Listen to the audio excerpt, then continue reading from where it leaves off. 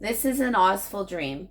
I'm rereading it. It was written by my husband and dedicated to his mom, who always encouraged him to never stop believing.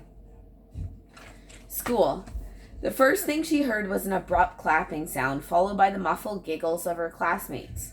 "Darlin', come see me after class," snarled Miss North. Miss North, sounding very stern right now, was really a soft, gentle lady.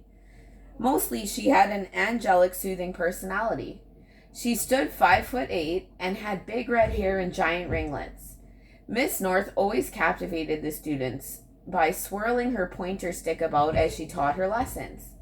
Well, the problem with this was that it was the swirling of her stick that happened to soothe and almost hypnotize little Darlin into dreamland, thus calling her to fall asleep in class and get in trouble with Miss North once again. This was not your typical Midwestern classroom with just desks, chairs, and a teacher, for this was a private school. And not just any private school. It was a private school for the elite. St. Mary's School for the Rich and Nasty was what this school was known as. Okay, so I know what you're thinking, that this is just another story about some private school full of rich girls with rich parents. But there is much more to it than that, you see. Darlin has been expelled or transferred from 8 different private schools in the past 2 years. She's been to England, Canada, New York, and a few other U.S. cities. She had just been about anywhere her parents wouldn't have to see or bump her into her on one of their extravagant vacations. Ever since Darlin was a little wee baby, she had been raised by nannies, gardeners, and housekeepers. She craved attention from her mom, who was never there for her. For her mother, God bless her heart, failed to learn one of the most important lessons in life: love. For she too is an heiress. Darlin's mom was also brought up by her mother's servants. The cycle continued with Darlin. The classroom itself had a real Harry Potter vibe to it. It was the old law library of the Kansas City courthouse.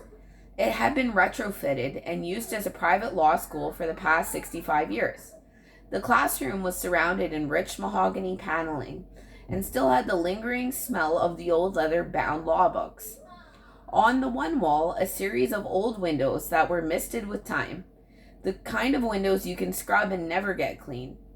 Running above the windows was a series of stained glass art of Lady Justice, scales, and random animal heads.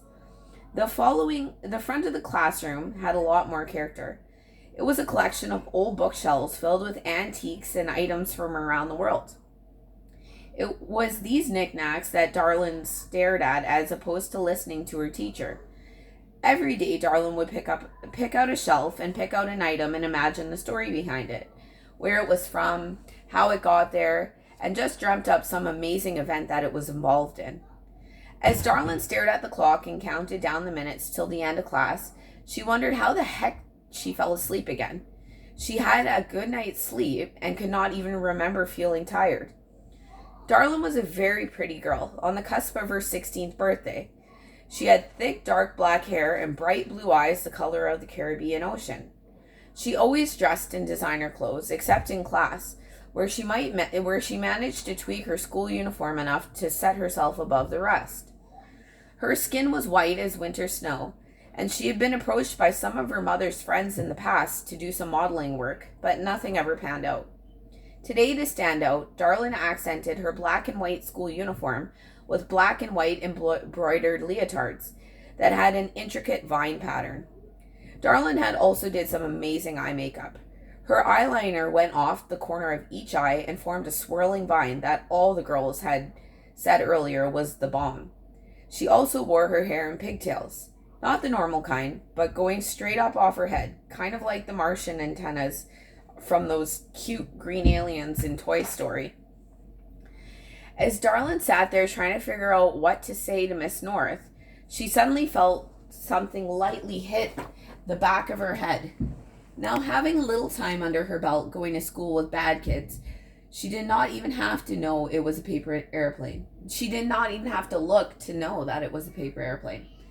Without looking, she slowly kicked off her shoe and reached back with her foot to slide the would-be note to her. She fumbled a little to grab it with her toes, trying not to be noticed by Miss North. After wrestling with it for a few seconds, she got up and opened it to see in red marker, "Nice going, Dorothy," signed Kaylee. After confirming that Miss North did not see this, Darlin inconspicuously yawned and raised both arms above her head, looking back, giving her friend a puzzled look. Kaylee was twirling her hair and talking with another girl. They both returned the puzzled look.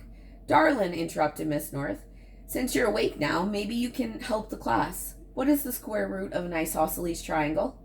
Darlin, being of high intelligence, quickly spouted out the answer in her usual cocky manner. Square root of an isosceles triangle.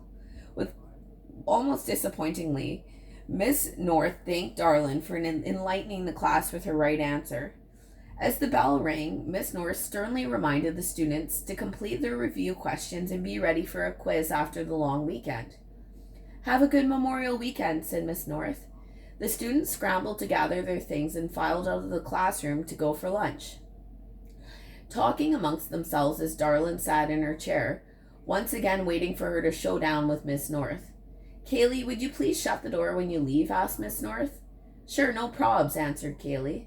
As Kaylee walked by, she motioned to Darlin she'd be waiting outside in the hall and closed the door. After scuffling through a few papers on her desk, Miss North selected one and slowly approached Darlin, sitting down on the desk beside her. After staring into her eyes for a few seconds, looking disappointed, Miss North said, "What's going on, Darlin? Falling asleep in class? I expect that from Winter, maybe Kaylee, but not you. You're my class clown, the one who's always speaking out of turn, making the other students laugh. I just don't get it. You're starting to fall asleep in my class. Is my class not stimulating enough for you?" Quickly, Darlin responded, "Well, it's my birthday today, and I didn't get much sleep. I haven't seen my mom since Christmas. I guess I was just too excited. My mom told me she was picking me up after school, and I was going back home to celebrate my birthday for the long weekend." This was partially a lie, because Darlin's birthday wasn't until Saturday. Darlin thought she might get in a little less trouble if she pulled the birthday card. Miss North, still looking directly into Darlin's eyes, almost as if she was searching for something, then said, "Darlin, you're a very smart, talented young lady. I could understand you were excited, and I'll let you get away with it this time. But you should know better." "I know, I'm sorry," Darlin took her opportunity to interrupt. Miss North continued, "If you ever need me for anything, and I mean anything at all you have to do is ask. That is what I'm here for." Miss North stood up and took a step towards Darlin. "You've been doing so well over the last couple of months. Don't ruin all the progress you've made. Here." Miss North passed Darlin what turned out to be her test paper and smiled. "Thank you, it won't happen again," Darlin said. "Now, may I ask what in the world you were dreaming about?" "Oh, I don't remember," responded Darlin, as her white skin reddened with embarrassment. Miss North looked let down at Darlin's answer and said, "Well, happy birthday, and get out of here." Darlin quickly took notice of the A+ mark and slipped it in her pink juicy couture purse as she beelined it for the door. Coming into the hallway, Darlin quickly met up with Kaylee and Winter, her two best friends at St. Mary's, or should I say, partners in crime. Both girls were dressed in their standard issue white shirt, black skirt mandatory attire at St. Mary's. There was little these girls could do to individualize themselves like Darlin could. Kaylee, being a very pretty blonde girl, would always wear an array of headbands to give herself style. Winter, on the other hand, although a blonde too, always painted her nails to give her a little bit of personality to her otherwise dreary outfit. While fumbling about in her book bag, Winter asked Darlin, "So, you want to come enjoy the sun with us?" "Yeah, sure," Darlin responded, "but I have to go back to the dorms to grab Disco first." As the three made their way down the stairwell, Darlin asked, "What's up with this airplane note, Dorothy? What the heck do you mean?" The two girls laughed, and Kaylee replied, "Well, while you were sleeping in class, you started mumbling about in your desk, repeating over and over again, 'There's no place like home.'" All three girls broke out into laughter. Darlin said, "Oh my God, are you serious?" Winter then added, while still fumbling about in her book bag, "You totally went like Wizard of Oz on us back there." Just as they approached the first floor doors, Darlin could feel her face turning red with embarrassment, and as the two girls continued to giggle, she really liked to be in. Sorry, as the two girls continued to giggle, she really liked to be in control, and others laughing at her expense always bugged her. Hey, darling, what time are your parents coming to get you? Probed Kaylee. They should be here as soon as school gets out, but you know my mom. She's so pea-junk, she probably won't come at all, Darlin replied. Where's my note from Bobby? Did you take it, Kaylee? Asked Winter as she finally took her eyes out of her book bag. Darlin quickly interrupted. I think you left it on your desk. Kaylee laughed out loud. Oh, Miss North will be reading that. No, it's right here in my hand. I'm so stupid sometimes, Winter gasped. What did North say to you about anyway, Darlin? Well, I dodged the bullet on that one. I told her my birthday was actually today, and I was up all night because I haven't seen my mom since Christmas. So she let me off easy with just a minor lecture, Darlin responded laughingly. Now, on the first floor, the three approached Darlin's room. They could hear the barking of one little Miss Disco, Darlin's one true friend in this world. When Darlin opened the door, a big puff of powder billowed out of the room. Out from the powdery haze popped out Disco.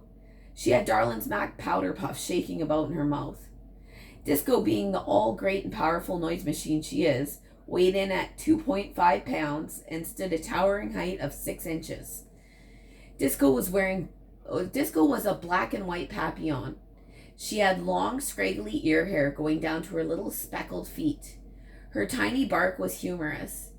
Disco was mostly black in color, or mostly white. I still can't make up my mind about that yet. One of her cutest attributes is her cute white paws speckled with what seemed to be black freckles.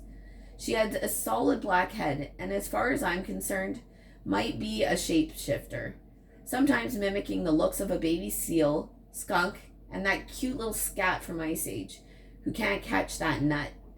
When soaking wet, she greatly resembles a drowning rat. When Disco's tricks consisted of sitting pretty and stealing food off a plate without being noticed by even a video camera sometimes. Laugh out loud. Disco, what the heck do you think you're doing? Scowled out Darlin. Disco, being a master of manipulation, simply tilted her head, slightly dropped the puff, and sneezed powder out of her nose, melting Darlin's heart as well as any trace of anger that she had. Aw, how cute are you? Come on, uppies. You know you want to go outside. Do you want to go outside for potty? Disco responded with a double bark and ran over to her own closet and nudged at her diamond-studded leash. Darlin placed it around Disco's neck, then snapped the leash on the collar, and the three of them proceeded out of the dorm room. Let's go out back, Darlin suggested. Hey, if your mom isn't coming till after school, then why don't we cut class and sneak out for a latte? Offered Kaylee. Winter quickly added, we may as well. All we're doing in class is watching war movies because of Memorial Day. Darlin played with the idea for a few seconds and responded with, I don't know if I should push my luck. I just dodged the bullet with Miss North.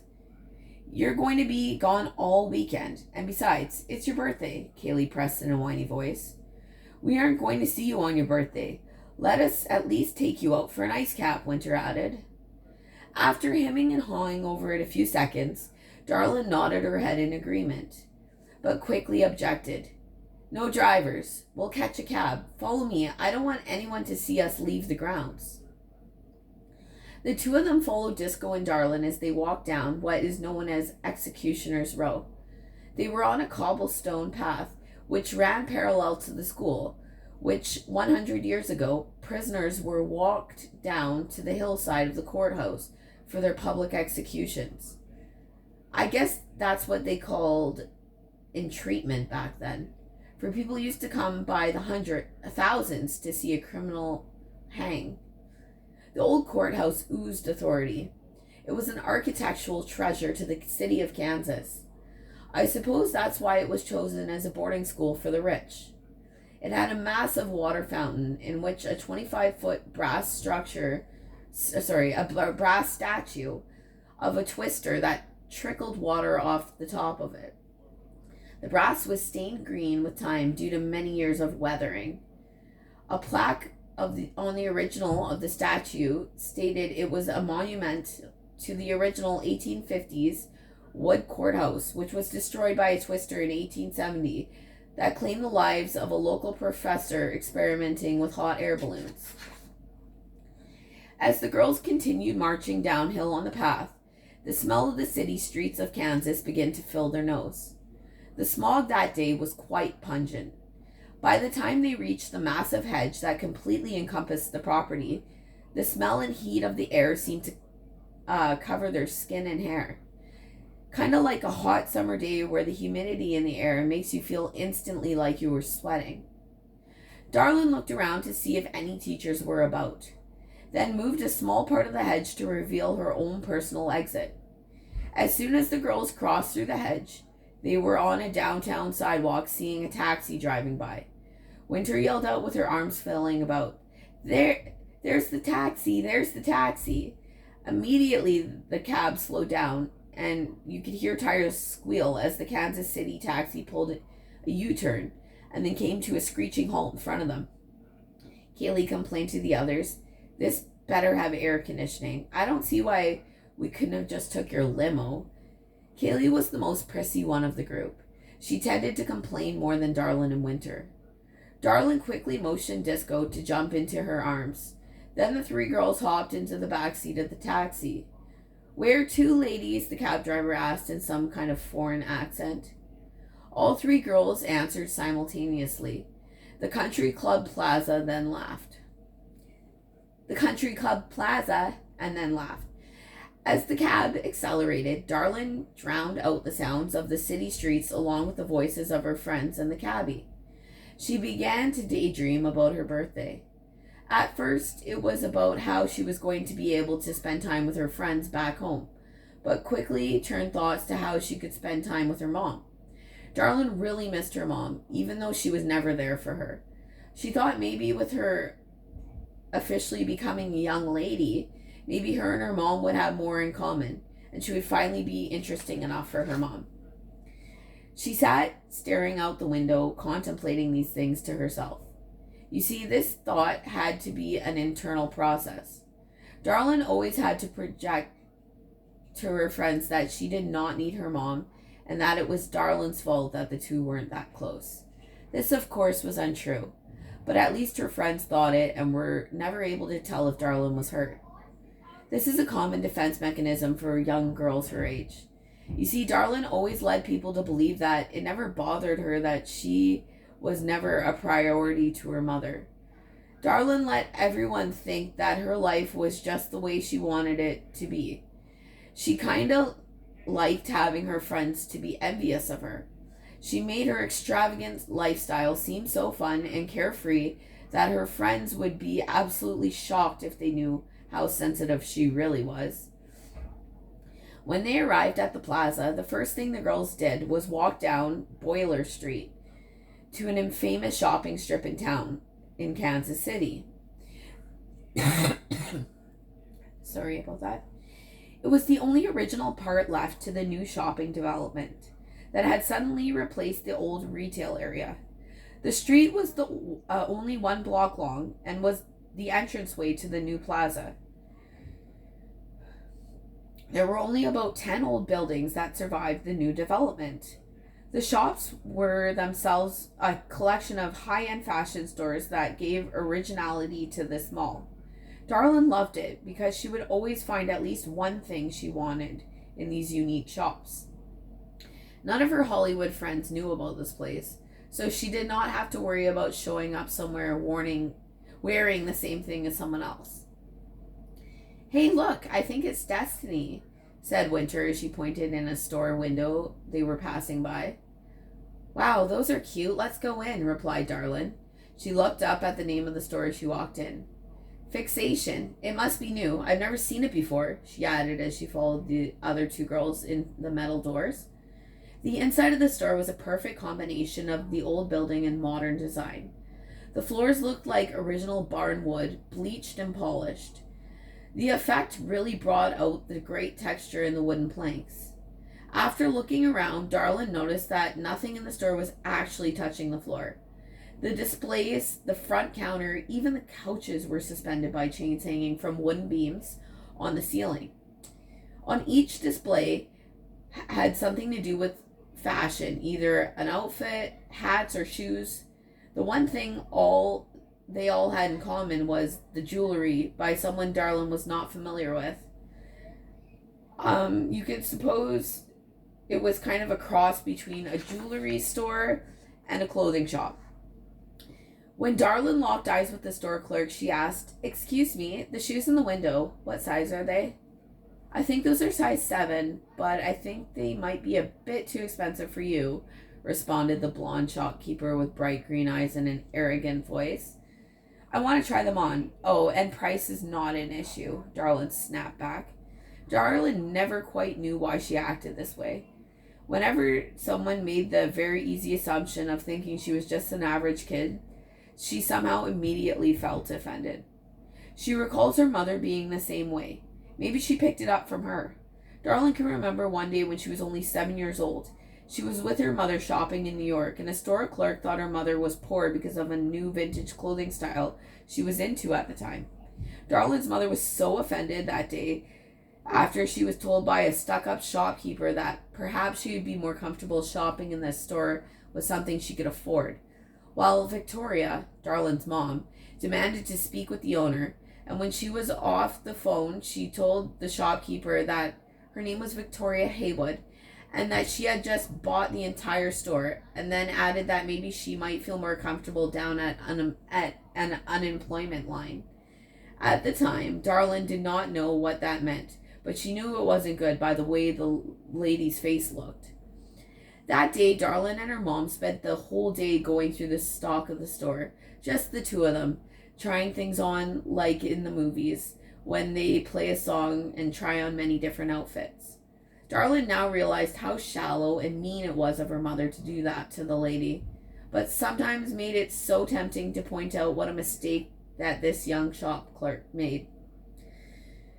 The shopkeeper started to respond, "Those shoes are covered in real jewels. You get the shoes, I'll worry about the price," Darlin cut her off. "Here we go," whispered Winter to Kaylee. "We don't just," the shopkeeper started. "Like, I'm going to give you the benefit of the doubt that you don't know who I am," interrupted Darlin. "Excuse me," the shopkeeper said as she flung her long, blonde Jessica Simpson hair extensions back over her shoulders. My name is Darlin Haywood, and I assure you I can't afford to buy these shoes," said Darlin. She felt almost relieved that this charade did not have to continue now that she introduced herself. But relief was quickly short-lived as the storekeeper said in an even more angry voice, "I don't care who you are. No one gets to try on the shoes unless they have..." "Can you please let me speak with your manager?" asked Darlin politely. "I am the manager," and now clearly irate young lady said. "Well, then that's too bad for you. I want to speak with the owner then," snarled Darlin. "I don't have time to play with little girls. I think you guys should leave," said the lady as she turned her nose up to Darlin and crossed her arms. As the lady stood looking down at Darlin, Darlin realized that the clerk looked like her friend Heidi. Heidi starred in a reality TV show on MTV. I can't quite remember the name of that show, but it'll come to me. Darlin decided not to persist. She was not mean like her mother.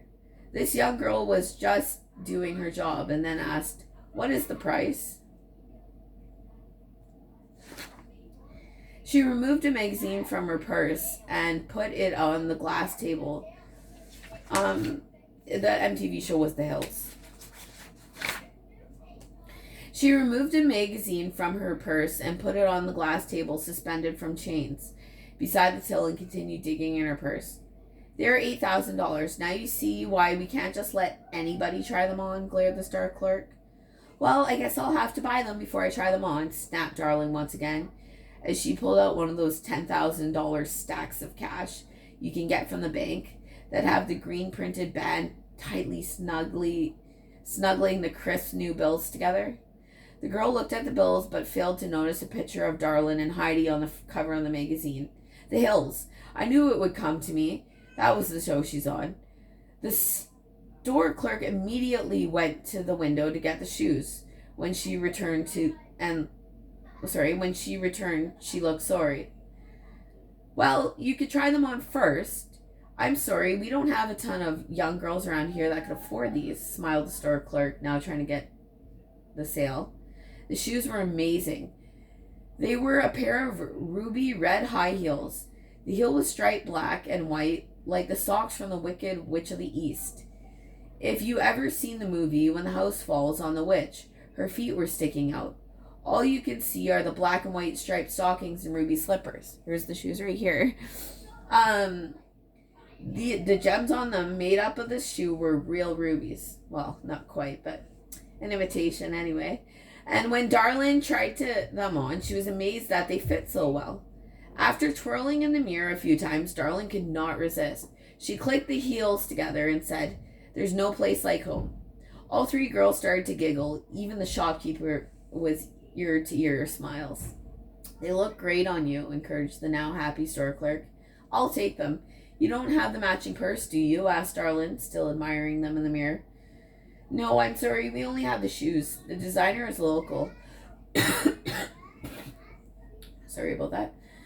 Perhaps you could speak with her about a purse if you'd like," responded the clerk as she counted through the money. "What's her name? I'd really like a purse made as well." "North is her name. She has beautiful orange hair, a very captivating woman," answered the store clerk. All three girls looked at each other. The possibility that it was Miss North from school was all on their minds. "There's no way," said Darlin. "How many orange-haired, English-accented beauties do you think there are in Kansas? It has to be her," Winter asked. "I will tell you what, I will wear them next week and I'll ask her," replied Darlin. Darlin decided to wear the heels instead of her other shoes, and the three made their way out. Just as the three girls got back out onto the sidewalk, the lady from the shop came out, then said, "Hey girls, you forgot your magazine." "Oh, that's okay. You can keep it. You might find it a good read," smiled Darlin as she walked away. The sun seemed to make Darlin's new heels sparkle amazingly. "We never had a chance to read the article about you," Kaylee whined. "I think little Miss Shopkeeper might think it's interesting once she realizes it's about me. Besides, you know those mags are all the same," explained Darlin. All three girls began to laugh. It wasn't long before they got to the Epoch Cafe, the girls' favorite coffee house. It was just before the entrance to the mall. It was an outdoor cafe, and all the tables were in different themes. There was an old tugboat that the girls had sat at before. The other side of the garden stood an old railway cart with lots of tables. "Where do you guys want to sit?" asked Winter. "Let's sit on the train this time," voted Kaylee. "Sounds good to me," agreed Darlin. When the girls sat down and ordered the coffees, the waitress complimented Darlin on her shoes. "Hey, do you have the book with you?" asked Darlin, looking at Winter. "Kaylee has it in her book bag," pointed out Winter. "Well, let's see. I want to know what we did wrong. You did read it right, didn't you, Winter? We must have done something wrong. Give it here," persisted Darlin. Winter handed Darlin the book. The cover was all black and was titled "Not for the Faint of Heart." The book was about modern-day Wiccan practices. The three girls had been dabbling in the arts ever since Miss North covered witchcraft history in their medieval arts class. The night before last, the three girls tried to invoke the spirit of a man that went missing while working at the county fair back in 1870, the day the tornado wiped out the original courthouse. "What page is it on?" asked Darlin as she started to flip the pages. "Page 72, I think," Kaylee answered. "There is no page 72. It's been ripped out," explained Darlin. "Oh yeah, I forgot. I took it out." "It's in the box," said Winter in a very apologetic way. "I do think we need to get some supplies. We should stop by the Pagan Wonders. I want to try the..." New chapter. Castle. Darlin and Disco impatiently waited in their quarters for the school bell to ring. It was months since she'd seen her mom. She found herself wondering about what her mother had in store for her birthday. After all, the lady did not know how to throw a party. Darlin's birthday was always a big event with many lavish gifts. I suppose this was Victoria's way of buying her daughter's love. Perhaps a way for her to show off to all her fake Hollywood friends how she was Mother of the Year. Darlin always, Victoria was always nicer to Darlin when people were around. Darlin grew up thinking that this was normal. As Darlin cleaned the mess that Disco made earlier, she started to think of how great it was going to be that she was finally getting a chance to see all her friends back home. You see, back in Hollywood, well, actually anywhere in the Western Hemisphere, Darlin's mom is, well, how should I say this? Quite the big deal. Darlin's mom, Victoria Haywood, is the poster child for wealthy socialites, chumming around with anyone who was anyone in the music, fashion, and film industry. She hosts the most elaborate parties and attends all the red carpet functions. Victoria is a very wealthy heiress. Her initial claim to fame was her mother's billions. Greta Haywood, who is Darlin's grandmother, is the owner, CEO of the world's largest research and chemical company, South Corp. In Forbes magazine, she always was listed as the richest woman in the world, even worth more than the Queen of England. I guess it was about the late 1960s when Victoria had her real first taste of fame. On vacation in Las Vegas, Victoria attended a Frank Sinatra concert. A very popular singer at the time, was also known for his piercing blue eyes. It was at this concert that she was pulled on stage by old Blue Eyes himself. Victoria loved the attention. Word has it, Victoria's piercing blue eyes and beauty that caught his eye. Frank had always had a weakness for beautiful women. For those of you who are too young to know who Frank Sinatra is, he was a leader of a well-known group of actors and musicians who were known as the Rat Pack. They were always in the tabloids for their antics, kind of like Lindsay and Paris are today. Victoria and Frank quickly developed an intimate relationship, in which the press were regarded as Hollywood royalty. Although the relationship was brief and only lasted 6 months, it was a great one filled with drama and passion. It was the breakup that gave Victoria her first taste of real controversial press. The story goes, and some believe it was staged, due to the fact they always remained good friends. Anyhow, in the main lobby in the Flamingo Casino in Las Vegas, while Frank Sinatra and 2 other members of the infamous Rat Pack, Sammy Davis Jr. and Humphrey Bogart, were signing autographs in front of hundreds of fans as well as members of the press. Victoria came strutting up to Frank in a beautiful violet silk gown, topped off with long velvet white gloves that went past her elbows and a pink diamond tiara. After taking a moment to stare into Frank's eyes, Victoria said aloud for all to hear, "You two-timing bastard," then slapped him hard across the face, causing his fedora to fall to the busy carpet of the casino floor. She then tossed her hair back and walked away with the press following behind her. The headline said, "The slap that was heard across the world." As well as being the most controversial public display to date, it was all that it took to hook Victoria to life in the public eye. She has been in the public eye ever since.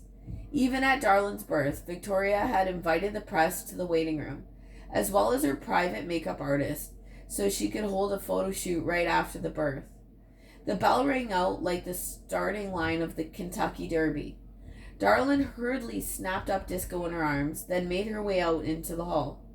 By the time they made it there, boom, it was already packed up with the students and all excited about the long weekend. Darlin had her own personal dorm keeper who she motioned on her way out to retrieve her bags. As she walked towards the front stairs of the school, Darlin was wished an array of happy birthdays from assorted friends and teachers. Darlin, somewhat shy, replied to each with a cool thank you. As she opened the front doors, her smile grew instantly, as she immediately seen her limousine, which her mother was waiting in. I'm going to resume after a break.